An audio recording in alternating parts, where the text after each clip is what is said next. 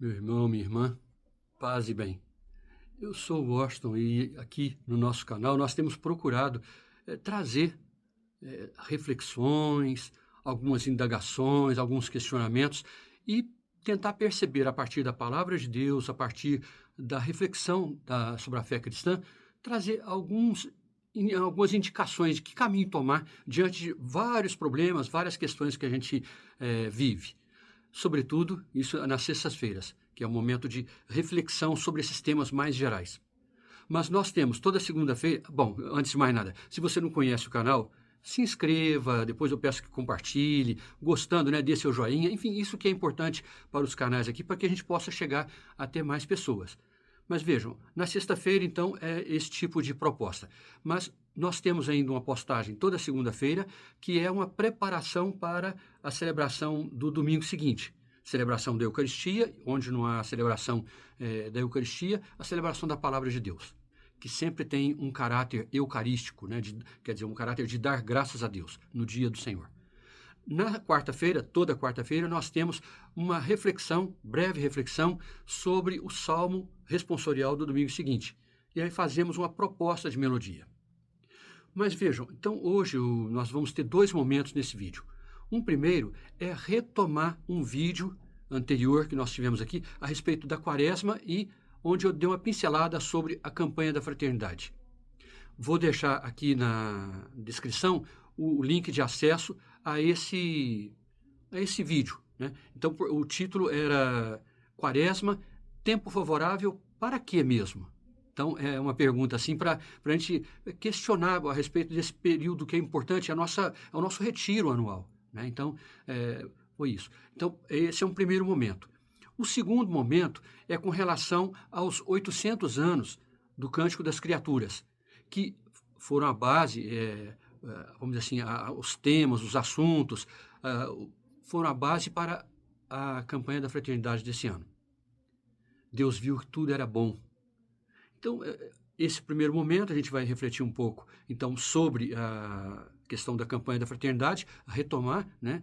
E depois vamos refletir sobre uma palavra firme, bonita, e que muitas vezes não é lembrada, de São Francisco, na Carta aos Fiéis. Mas vamos em ordem, né? Vou lembrar, não vou repetir, né? Mas no vídeo a que faço referência, eu deixei um link de acesso à história das campanhas da fraternidade. Já são 61 anos. Tem toda uma trajetória de fidelidade ao Evangelho e fidelidade à doutrina social da Igreja. Então, não é possível que um cristão ou uma pessoa de boa vontade desconheça as consequências da fé, as consequências sociais, políticas, econômicas, enfim, tudo aquilo que tem como vivência da fé.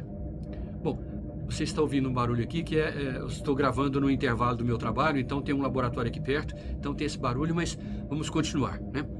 Gostaria de lembrar que só sobre questões assim, de ecologia, nós tivemos 8 campanhas da fraternidade.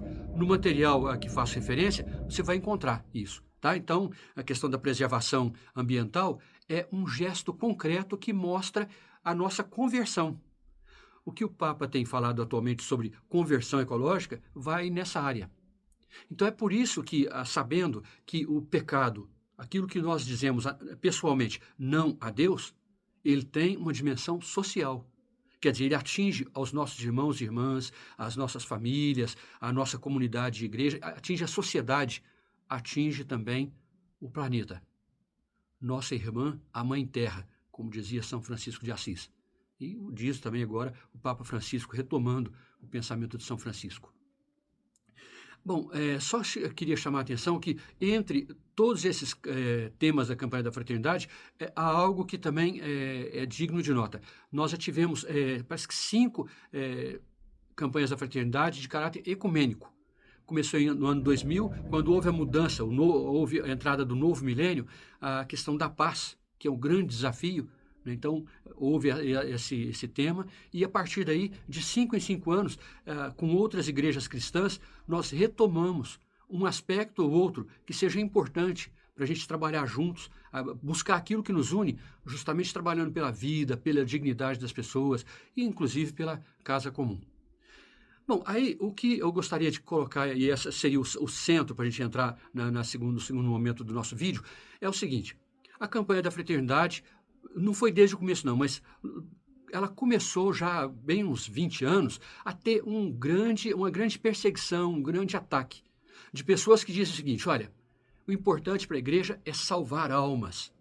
Bom, para começar, a igreja não salva nada, né? A igreja proclama a salvação. Mas as pessoas, eu tenho visto tantos vídeos por aí, porque a missão da igreja é salvar almas. Não, a igreja pode cumprir o seu papel, a sua missão de anunciar Jesus Cristo Redentor, o nosso Salvador, né? Mas vamos lá. A verdade, se a gente puder dizer assim, é que Jesus, quando ele nos fala a respeito da sua missão, eu vim para que todos tenham vida, e a tenham em abundância, vida plena. Esse todos, cada vez mais nós estamos percebendo que não é possível que a gente veja de uma maneira só antropocêntrica, né? Quer dizer, só o homem, só o ser humano, desprezando os demais seres criados. Não, é necessário que a gente compreenda que toda a obra da criação pertence ao chamado mistério salvífico, ao plano de salvação, ou na linguagem da teologia, né, a economia da salvação. Então eu gostaria de trazer isso, né? Quer dizer, quando as pessoas falam, né, a missão da igreja é salvar almas, isso tem a ver com toda uma história que não é o nosso tema aqui, mas de uma mentalidade chamada de dualismo, de separação de corpo e alma. Então, aquilo que tem a ver com o espírito humano, com a alma, é nobre e tudo, e o resto não se preocupa com isso e tal. Bom, isso não tem nada a ver com a doutrina cristã, católica, não. A antropologia, quer dizer, a visão de ser humano é uma visão mais integral. Corpo, alma, espírito formam uma unidade. Nós somos uma unidade. Mas é a partir disso, a partir desse princípio, quer dizer, que nós falamos que nós somos uma unidade, é que eu trago agora uma citação de São Francisco. Ele diz, num texto que ele escreveu, Carta aos Fiéis, ele fala assim: a paz e a justiça são inseparáveis da criação. Como que para dizer? Porque com muita facilidade as pessoas aceitam, né? São Francisco, um santo pobre, o santo que é o padroeiro da ecologia, né? Mas, para além da chamada ecologia verde, como diz o Papa nos seus escritos, existe uma economia que é do cotidiano, economia social, política, econômica, familiar, espiritual, né? Então, há vários aspectos, várias dimensões da ecologia. E aí gostaria de dizer isso. Qual seria a atitude nossa?